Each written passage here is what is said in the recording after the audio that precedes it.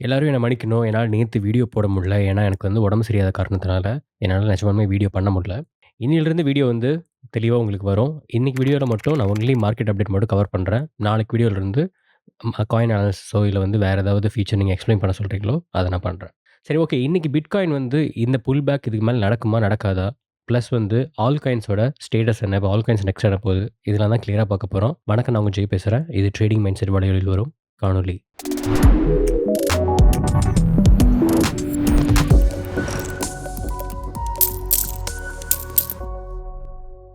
First வந்து bitcoin பார்த்துடலாம். இப்ப பிட்காயின் பார்த்தீங்கன்னா, வீக்லில நீங்களே பார்க்குறீங்க. 2 கேண்டிலுமே வந்து எப்படி பை பிரஷரோட ஒரு பெரிய விக்கோட க்ளோஸ் ஆயிருக்குன்ட்டு. சரி ஓகே. இப்போ இப்படி க்ளோஸ் ஆச்சுன்னா, கண்டிப்பா வந்து இதுக்கு மேல ஒரு புல் பேக்க நம்ம எக்ஸ்பெக்ட் பண்ண முடியாது. இப்படி தான் இந்த வார கேண்டிலும் க்ளோஸ் ஆகுதுன்னா, மோஸ்ட் லைக்லி வந்து நம்ம 100K ரீச் பண்ணதுக்கு அப்புறமேலு, அதுக்கப்புறமேலு புல் பேக் வந்து இந்த ரீஜியன்ல கிடையாது. இதுக்கு மேல மேபி 120 போயிட்டு டுவர்ட்ஸ் 100 அந்த ரேஞ்சில தான் புல் பேக் இருக்குமே தவிர, இதுக்கு கீழ திரும்பி வரமாட்டோம். இதே தான் வந்து ஆல் காயின்ஸ்க்கும். ஏன்னா ஆல் காயின்ஸும் வந்து பம்ப் ஆக ஆரம்பிச்சுருச்சு. இந்த பெரிய புல் பேக்கா இருந்தா கண்டிப்பா ஒரு புல் பேக் வந்திருக்கும். பட் ஆனா ஈச் டைம் வந்து பிட்காயின் புல் பேக் பண்ணும்போது, நீங்க கிளியரா பார்க்குறீங்க ஆல் காயின்ஸ் வந்து ஒரு புல் பேக் இருக்கு. பட் ஆனா அது எந்த இடத்துல இருக்கோ அந்த இடத்துல இருந்து புல் பேக். நம்ம ப்ரீவியஸ் லோ அந்த மாரி போகும்லாம் நம்ம வந்து கிளைம் பண்ணல. இதில வந்து நல்லா பெர்ஃபார்ம் பண்ணதுன்னு பார்த்தீங்கன்னா, எக்ஸ்ஆர்பி ஆக்சுவலா வந்து எக்ஸ்ஆர்பி இந்த ஹெச் பார் இதெல்லாமே நம்ம சொல்லியிருந்தோம். ஆல்கோ இதெல்லாமே வந்து இந்த யுஎஸ் பேங்கிங் ஸ்டாண்டர்ட் வைஸ்ல வந்து இருக்கனால, அதெல்லாமே ஃபர்ஸ்ட் பம்ப் ஆகுங்கிறத நம்ம பேசியிருந்தோம். ஒரு ஃபியூ வீக்ஸ் பேக்கோ இல்ல ஒரு 1 வீக் பேக்கோ பேசியிருந்தோம். அதே மாதிரி பார்த்தீங்கன்னா, மோஸ்ட்டா எல்லாத்து காயினுமே வந்து ஒரு 20% 30% லாஸ்ட் ஒரு 4, 5 டேஸ்ல வந்து அதாவது 24த் நவம்பர்லேருந்து ஒரு 10 டேஸ் இப்போ வரைக்குமே வந்து ஆக்சுவலா வந்து பம்ப் ஆயிட்டு தான் இருக்கு. ஏன்னா, பிட்காயின் டாமினன்ஸுமே வந்து உங்களுக்கு கம்மியாகறத பார்க்குறீங்க. பட் ஆனா இது ஒரு பாட்டம் அவுட் ஆகும்னு நான் நினைக்கிறேன் இந்த இடத்துல. இந்த இடத்துல மேபி கன்சாலிடேட் ஆச்சுன்னா, கண்டிப்பா இதுவுமே வந்து கன்சாலிடேட் ஆகும். எதுனா ஆல்காயின்ஸோட டாமினேஷனுமே வந்து இங்க வந்து கன்சாலிடேட் ஆகும். இது வந்து ஆக்சுவலா ஆல்காயினோட மார்க்கெட் கேப்பா இருக்குன்னு நினைக்கிறேன். இங்க இருக்க டாமினன்ஸ். ஸோ இந்த இடத்துல வந்து ஒரு புல் பேக் இருக்கலாம். ஸோ அப்படி இருக்கும்போது மேபி பிட்காயினோட புல் பேக் வந்து கொஞ்சம் எமினன்ட்டா இருக்கலாம். ஸோ இப்ப என்ன ஆச்சு ஆக்சுவலா இப்போ பிட்காயினோட இதுலன்னு பார்த்தீங்கன்னா, நாம சொன்ன அதே ஃபேர் வேல்யூ ஜோன்ல தான் வந்து ஆக்சுவலா இன்னுமே ட்ரேட் ஆயிட்டு இருக்கு. பிரேக் பண்ணுது. மறுபடியும் வந்து மேல பிரேக் பண்ண முடியல. பட் கீழ நல்லா பிரேக் பண்ணுது. இங்க நான் ஒரு ஃபேர் வேல்யூ இது இருக்குன்னு சொல்லியிருந்தேன். இன்னொரு ஃபேர் வேல்யூ கேப் இருக்குங்கிறத இந்த இடத்துல நான் சொல்லியிருந்தேன். இத தாண்டணும் அப்படின்னு நான் சொல்லியிருந்தேன். கரெக்ட்டா இந்த இடத்துல வந்து பையிங் பிரஷர் நெறையாவே இருக்கு. கரெக்ட்டா சொல்லணும்னா, ஒரு 94,000 93,900 அந்த ரேஞ்சுல வந்து அந்த ஏரியா இருக்கு. பட் அங்க வந்து பையிங் பிரஷர் நல்லாவே தெரியுது. இந்த வீக் ஆக்சுவலா அத தாண்டி க்ளோஸ் ஆயிருந்துச்சுன்னா நான் சொன்னேன், பிரைஸ் வந்து கண்டிப்பா நெக்ஸ்ட் வந்து 91 போகும். அதுக்கப்புறமேலு 88 போகும்ன்ட்டு. பட் அங்க பை பிரஷர் நெறையாவே இருக்கு. இந்த வீக் வந்து இப்ப வெட்னஸ்டே. இன்னும் நம்மளுக்கு வந்து சாலிடா வந்து ஒரு தர்ஸ்டே, ஃப்ரைடே, சாட்டர்டே ஒரு 3 நாள் இருக்கு. சண்டேக்குள்ள இந்த வீக்லி வந்து கொஞ்சம் பேரிஷா க்ளோஸ் ஆச்சுன்னா பெட்டர். மேபி நெக்ஸ்ட் 1 வீக் வந்து பேரிஷா இருக்கும். அதுக்கப்புறமேல் புல்லிஷா வீக்கெண்டுக்குள்ள மந்த் எண்டுக்குள்ள கேண்டில் வந்து ப்ராபப்லி 100K தொட்டுரும். இல்ல இந்த கேண்டில் இப்படி தான் க்ளோஸ் ஆகுது அப்படின்னா, நாம பார்த்த மாதிரி டபுள் வீக்கோட கண்டிப்பா பிரைஸ் வந்து 100Kவ தாண்டிடும். ஸோ அந்த சினாரியோ தான் நம்ம வெயிட் பண்ணி பார்க்கணும்.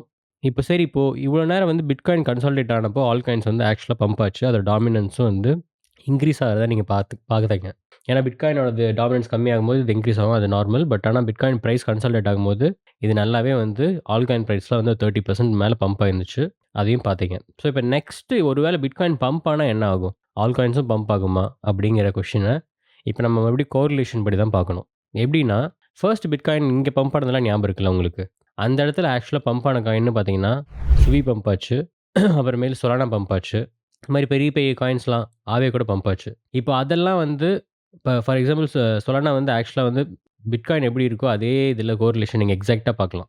எக்ஸாக்ட் மீன்ஸ் எக்ஸாக்ட் பேட்டர்ன் இல்ல. பட் சிமிலரா உங்களுக்கே தெரியும். நான் இப்ப அது 6 ஹார்ஸ்ல இருக்கேன். இப்ப டெய்லில பார்த்தீங்கன்னா, உங்களுக்கு கொஞ்சம் மேல போயிட்டுருக்கு பிட்காயின். இது கொஞ்சோண்டு கீழ போயிட்டுருக்கு. அவ்வளோதான். பட் சேம் பேட்டர்ன் தான். அங்க புல் பேக் இருந்தா, இங்கேயும் புல் பேக் இருக்கு. ஸோ கண்டிப்பா பிட்காயின் பெர்ஃபார்ம் பண்ணும்போது சொலானா பெர்ஃபார்ம் பண்ணும். ஓகேங்களா? பட் ஆல் காயின்ஸ் வந்து இந்த இத கொஞ்சம் மெயின்டெயின் பண்ணுமானா கிடையாது. ஏன்னா இது ஆல்ரெடி வந்து ஒரு 2x வந்து பண்ணியாச்சு. ஆல் காயின்ஸ் எல்லாமே. அதோட பாட்டம்ல இருந்து 100% வந்து பம்ப் ஆயிடுச்சு. இப்ப அங்கருந்து ஒரு 20% கரெக்ஷன் அந்த மாரி வரதுக்கு வாய்ப்பு இருக்கு. எதர் இப்படி பிட்காயின் நல்லா பம்ப் ஆனா கூட. அத நம்ம வெயிட் பண்ணி தான் பார்க்கணும். ஏன்னா, கண்டிப்பா சொலானா அந்த டைம்ல பம்ப் ஆகும்னு நான் கேரண்டியா சொல்ல முடியும்.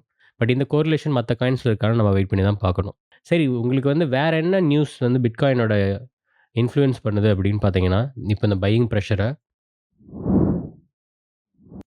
ட்ரம்ப் வந்து 93% கன்ஃபார்ம் சொல்றாங்க. இந்த பால் அட்கின்ஸ் தான் வந்து நெக்ஸ்ட் எஸ்இசி சேர்மன்ட்டு. இவரு பார்த்தீங்கன்னா 2002 டூ 2008ல வந்து ஜார்ஜ் புஷ் டைம்ல வந்து ஆல்ரெடி வந்து எஸ்இசி கமிஷனரா இருந்திருக்காரு. இவர் மோஸ்ட்டா வந்து ப்ரோ கிரிப்டோ தான். இப்படி வந்து இது ஆக்சுவலா நடந்துச்சுன்னா, கண்டிப்பா வந்து அது ஒரு பூஸ்ட்டா தான் இருக்கும். அண்ட் ஆக்சுவலா இந்த ரூமரே வந்து ஒரு பூஸ்ட்டா தான் இருந்திருக்கு. நேத்து தான் இந்த ரூமர் வந்துச்சு. ஸோ இது இன்னும் 100% கன்ஃபார்ம் இல்ல. பட் 93% இதுதான் சான்ஸ்ன்னு வந்து போட்டிருக்காங்க. நம்ம இது வெயிட் பண்ணி தான் பார்க்கணும். பட் மோஸ்ட்டா இதான் இருக்கும்னு நானும் நெனைக்கிறேன். பட் இப்படி இருந்துச்சுன்னா, ஒரு பாசிட்டிவான நியூஸ் தான். மோஸ்ட்டா வந்து யுஎஸ் பேஸ்ட் இது காயின்ஸ்க்கு எல்லாமே. இது மாரி ரிப்பிள், இது ஆல்கோ இந்த மாரி ஈவன் சொலானா இது எல்லாமே இது யுஎஸ் பேஸ்ட் தான். அதுக்கு எல்லாத்துமே ஒரு பாசிட்டிவான நியூஸ் வரும். ஸோ அத நம்ம வெயிட் பண்ணி பார்க்கணும். அப்புறமேலு நீங்க ஃபியர் அண்ட் கிரீடும் பார்த்தீங்கன்னா கூட, உங்களுக்கு கம்மியாயிட்டே வரது தெரியுது. ஆக்சுவலா ஒரு 70 கீழ போச்சுன்னா, ஆக்சுவலா மறுபடியும் வந்து அந்த பை ஜோன் வந்துரும். அதுவரைக்கும் தான் இந்த இது. ஆல்ரெடி வந்து 80ய தாண்டுன உடனே பார்த்தீங்கன்னா, அந்த எக்ஸ்ட்ரீம் கிரீட்லருந்து இப்போ கிரீட் ஸ்டேட்டஸ்க்கு வந்திருக்கு. மறுபடியும் ஒரு 70 ரீஜன் தொட்டுருச்சுன்னா, அந்த கிரீட்லருந்து உங்களுக்கு வந்து நார்மல் ஆவரேஜ் இதுக்கு வந்துரும். அப்புறமேல் ஃபுல் பை பிரஷர் கண்டிப்பா மறுபடியும் இன்னொரு ராலிக்கு ரெடியா இருக்கும். ஸோ அந்த ஈவென்ட்ஸ் நடக்கிறதுக்கு இது இருக்கு. அதனால நீங்க இதையும் தெளிவா பார்த்துக்கோங்க. மானிட்டர் பண்ணிட்டே இருங்க. லாஸ்ட்டா வந்து உங்களுக்கு வந்து நான் ஆண்டோ வந்து ஆல்ரெடி வாங்க சொல்லியிருந்தேன். இந்த காயின் நீங்க வாங்கலைன்னா வாங்குங்க. ஏன்னா, இந்த எஸ்இசி சேர்மேன் இதெல்லாம் வரும்போது ஏன்னா பிளாக் ராக் வந்து நல்ல பேக்கிங்ல இருக்காங்க இது பின்னாடி. ஸோ கண்டிப்பா இதுக்கு ஒரு பூஸ்ட்டா இருக்கும் அது. இந்த ரெகுலேஷன் இதெல்லாம் வந்து கொஞ்சம் ஈஸ் ஆகுதுன்னு தெரிஞ்சுச்சுன்னா, ஆல்ரெடி காயின் பேஸ் லிஸ்டிங் வேற இருக்கு. இன்னும் ஆக்சுவலா பைனான்ஸ் லிஸ்டிங் மட்டும் இல்ல போல. ஆக்சுவலா நானுமே எம்எக்ஸ்சில தான் ஹோல்ட் பண்றேன். ஸோ அதனால எனக்கு தெரியல. இது பைனான்ஸ்ல இல்லன்ட்டு.